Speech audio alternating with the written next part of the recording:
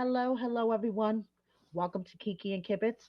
It's me, Mary, and I'm here today on this Felon Friday with my Love During Lockup recap from last week's episode. You know what they say? It's better late than never. Episode 55, Season 5, The 7 Year Wait. So let's get right into this. So, first, we start off with Savannah and Bradley. So, we left off with Savannah in the furniture store, and she is with Alyssa, Hurricane Alyssa, as she calls her, who is Bradley's sister, and she is trying to what she calls establish boundaries with Alyssa. Uh, They got into a physical altercation apparently a few months back. That was the straw that broke the camel's back for Bradley. He wants nothing to do with her. She apparently thrives off of drama, and Savannah just can't do it anymore. Alyssa's not taking this news very well. She's like, I was your friend before I was your boyfriend's sister. And, I can't believe you're doing this to me. Yes, we had a physical altercation a couple of months ago, but what's a fist fight between besties? And Savannah's like, you react on emotion, the things that you've said about your family, that they all hate me and that Bradley's using me and he's going to dump me as soon as he comes out. All of that shit was uncalled for, and I really can't deal with it. So Alyssa goes and she takes off, and Savannah goes her own way. Bradley calls her. He's like, you sound like shit. What the hell happened? She says Bradley is her lighthouse when it comes to dealing with Hurricane Alyssa. So she tells him, you know, I just have to ask you because Alyssa said this and it really, it's really, really bugging me. Are you planning on dumping me when you get out? And he's like, are you fucking nuts? If I was gonna dump you, I would have did it already. Like, why am I gonna wait? Because maybe she is supporting you financially, emotionally, and every way which else while you're in prison. And when you come out, you may not need her anymore. He even said so for himself that he would like to think that he's a retired hoe. He used to be a really big hoe out there on the streets, but he would like to think that he's a retired hoe. He's a one woman man. He hopes. Okay. So Bradley's like, listen, you're with me. I'm with you. Simple as that. My sister's psychotic. Don't fucking listen to her. So now she goes out for dinner with her friends, uh, Isaiah and Maddie. Isaiah and Maddie met in rehab, you know, um, and they're basically the friends that tell her the way it is. So if Savannah can't get a BBL out of Bradley, she wants a forehead tattoo, author style. Yeah, right here. She wants him to tattoo her name. I think I need to light my joint for this one. So her friends think that she has lost her fucking mind. Okay. Her friend is like, don't you know that getting somebody's name tattooed on you is the worst omen for the relationship? So Bradley calls. She tells Bradley that she's, out with her friends and they're planning his homecoming party because this is the party planning crew. Okay. And if you really love me, Bradley, you'll get a tattoo immediately. My name right across your forehead. And he says, Hell's no. I'm not getting nobody's name tatted on me. Period. And she's like, But why not, Bradley? If you really loved me, you would get I love Savannah forever. Tattooed right here. Bitch, are you fucking crazy? You're talking about getting a tattoo with his name right here, underneath your arm on your ribs or something. Why don't you get his name tattooed in the middle of your forehead if you want him to tattoo your name so bad? Why don't you make the first move and you go out and get I am Bradley's forever tattooed across your forehead? Girl, okay. So he's not getting any names on him, period. Her friend even Googled it and said that a tattoo artist says the worst omen for a relationship is to get somebody's name tattooed on you. But no, she's going to get Bradley's name tattooed on herself, and she's going to keep bugging Bradley until he gets I love Savannah forever tattooed across his forehead. Or at least Savannah, or maybe Sav, or something. Like, so her friend Isaiah says, this is really showing her insecurity in this relationship. And you know something? I have to fucking agree with him. So moving on, we have Tia and Rob, and it is Rob's release day. Tia is nervous AF. Okay, she's packing, and she is going to bring her daughter Nyla, who has she has never brought a man around her before, but she's going to bring her to pick up her prisoner boyfriend. Could someone please tell me what sense that makes?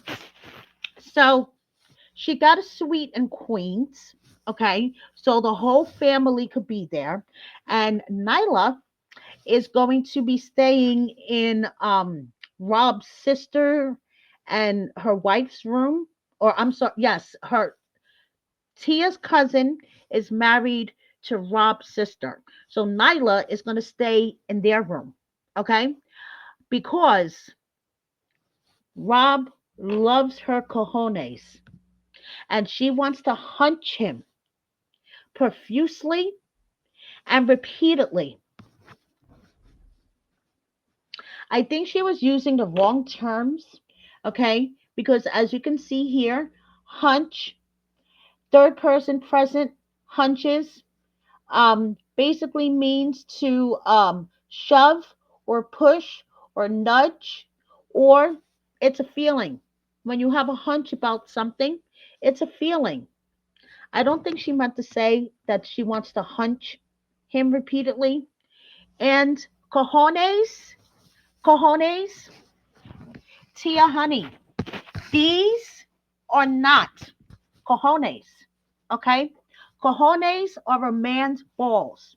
These are tetas, okay? And even this white girl knows this. So just wanted to share that with you. So the whole family's there. His father, his brother, his sister, his friend, everyone is there. It's been 10 years. She's so nervous. She's like sweating, waiting for him to come out. And he was being held at the um, Queensboro Correctional Facility, which is 10 minutes from my house, by the way, guys. So that's where he was released from. He walks out the door. Tia hugs him. Everybody's so happy. He's greeting his dad. He greets his friend. He's just happy to be out in the free world. Okay, here we see him in his confessional look. So he says he wants to start a relationship with Nyla. He really wants to build on this relationship with her, because he loves Tia. Tia's his woman.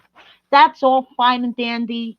But yo, she was in the back seat and these two were like tonguing each other down. Could you wait until you get to the freaking suite that you rented so you could hunch him and whatever you want to do and he could play with your cojones? Your daughter's in the back seat, girl. Like, come on, hold back a little. Sheesh. I know it's been 2 years for you and 10 years for him, but sheesh. Ugh. Anyway, so now we move on to Sam and Crystal. Okay. Now, when we last saw Sam, he was running 5 minutes late for his visit because he had to go check on Rita. Rita wasn't answering her phone. Crystal was freaking out, and it was putting a damper on the whole visit, besides the fact that he was hungover from hanging out with Cameron the night before. But he got his visit. 2 hours later, he comes out. He says it was a nice visit, a very emotional visit. Crystal was bummed out that Rita couldn't come. And, each visit is very important to him. Just having that physical contact for a couple of hours just holds him over until he starts to feel lonely again. So now, 12 hours later, he's taking Rita out to lunch, and he asks Rita, tell me what happened yesterday. Like, why were you faking that you were sick? And Rita's like, I can't just jump whenever she wants me to jump. And when you get my age, Sam, you'll understand. And Sam was like, yeah, I guess I will. Rita loves Crystal, but she doesn't want to spend her whole days on going out, driving 3 hours or whatever it takes to go see Crystal, and then the 3 hours back. I mean, yes, she is an older woman and takes a toll on her.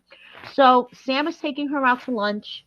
Okay. And Crystal calls during lunch. And Crystal's like, I was really bummed that wasn't able to see you yesterday at the visit. And all I'm thinking is stop guilt tripping poor Rita. She just wants to eat her sandwich.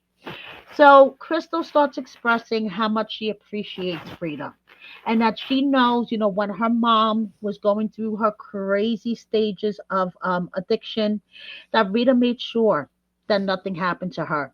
And she knows that she's never really talked about it with her before, but she doesn't want to get emotional because you can't cry in prison, Rita. You need to have a brave face. But I just want to let you know that I know everything that you did for me, and I appreciate it. And I want to be out, so I'll be able to take care of you. Okay. So Sam is just sitting there listening to this whole conversation. Everybody's getting emotional. And, I feel for Rita though. She loves her granddaughter, but like she says, she can't jump every time Crystal says jump. Now, Sam is going off to see the parole lawyer dad. Okay. And dad had a lot to tell Sam. Okay. First of all, there's a whole packet that you need to put together for the parole hearing. Okay. And the fact that she had been in contact with her victim. Okay. See, this is what happened. Her and her husband, they got into their drug fueled fight. Okay. Then she cut him on the forehead, about just this much or so. Okay, yeah. So the assault with a deadly weapon and the deadly weapon part does not look good for her. Um, and the fact that she received probation originally and then violated her probation by failing a drug test and having contact with the victim, even though she had a no contact order, doesn't look good. Okay. And the fact that the victim, her ex husband, even visited her in prison after this probation violation, mm, all this is not going to add up to a nice smelling present. It's going to add up to a box of shit to the parole board, and most likely, Crystal may not get parole. And Dad, the lawyer, is like, Sam, are you, prepared for the fact that if she doesn't get parole, that she may have to serve the rest of her sentence, which is 7 years? And Sam is like, I know, I appreciate you trying to give me advice.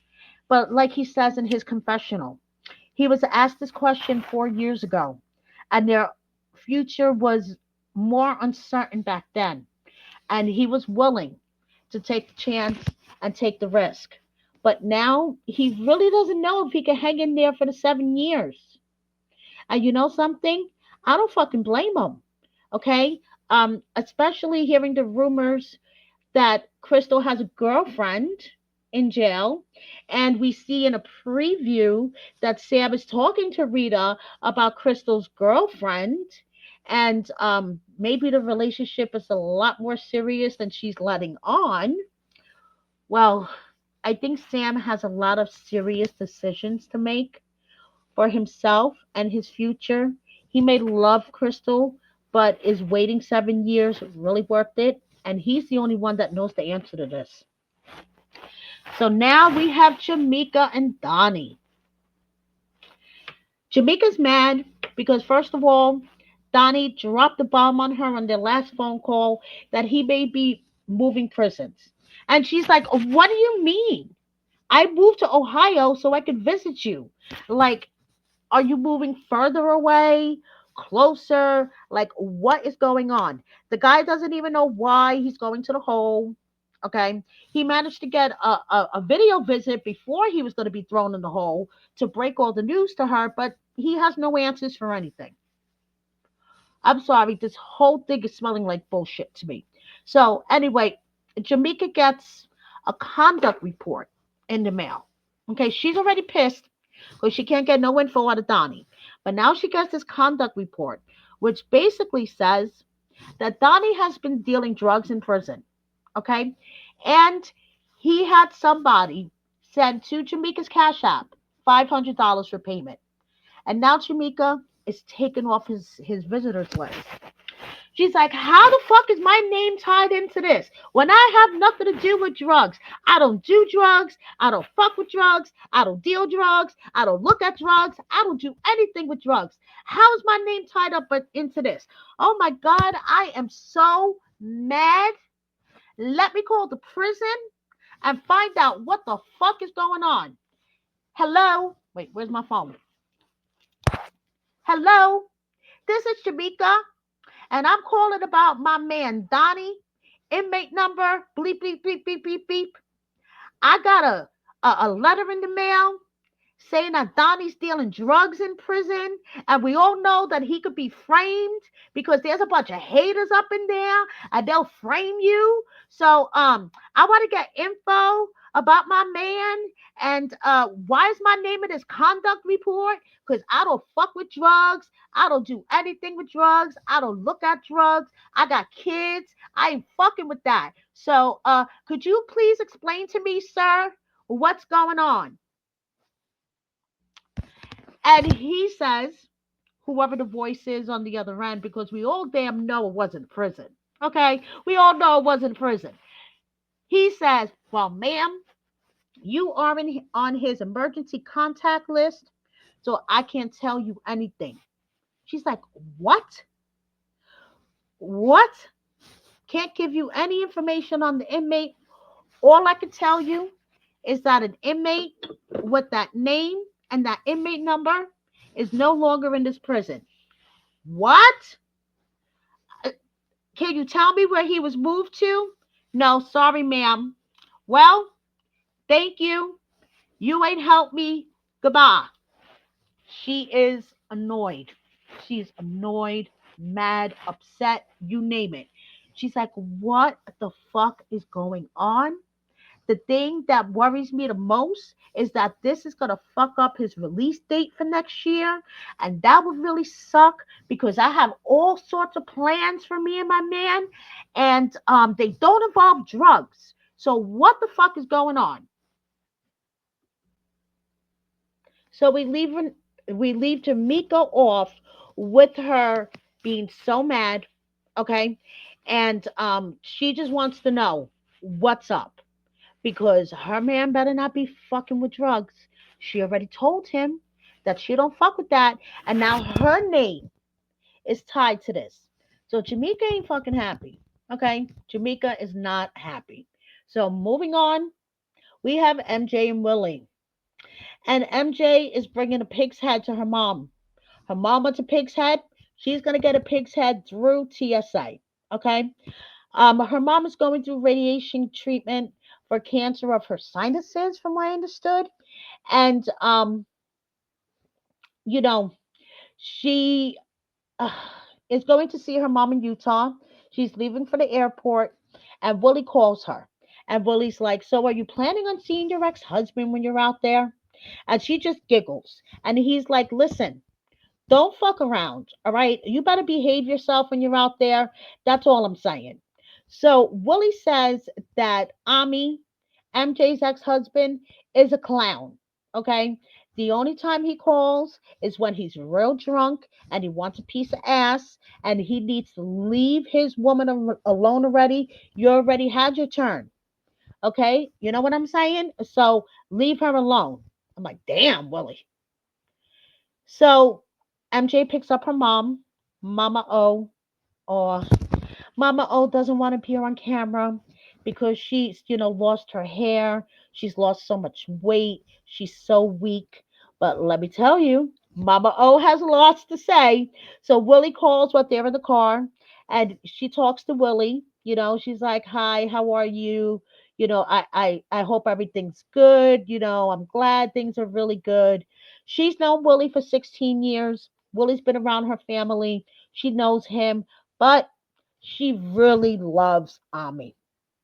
Okay. She loves Ami as a son in law, has no idea what kind of a husband he can be, but she loves him as a son in law. And she's all like, he's so good for you.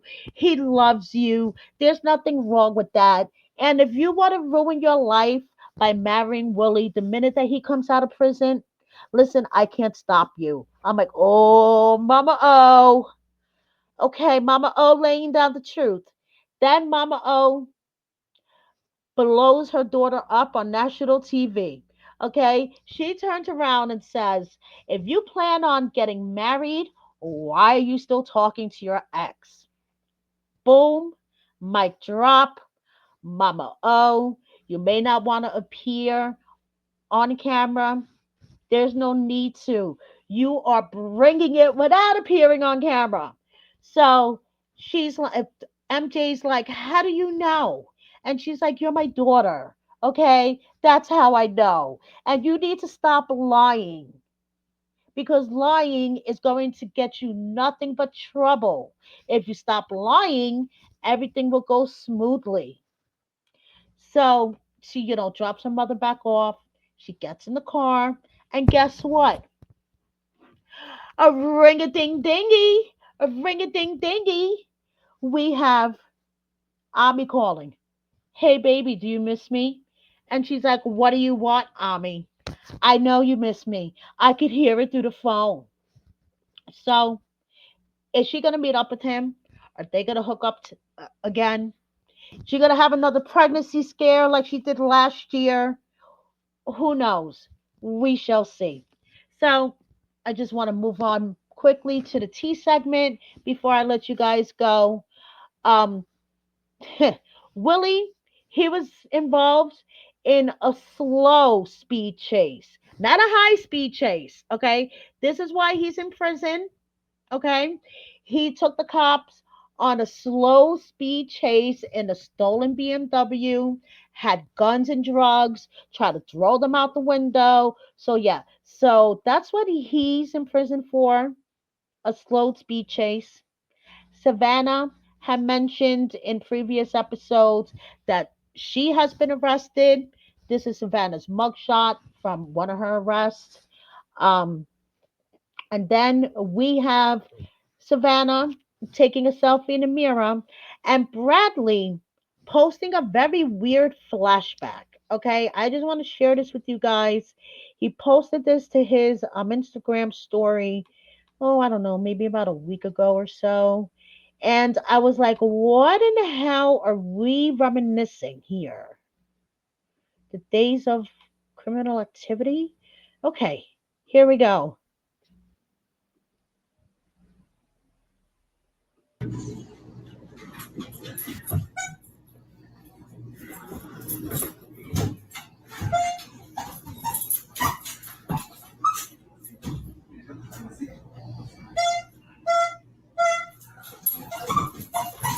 The real question everybody keep So asking I is, just found that so weird. I was like, what is this? Like they're beating up somebody?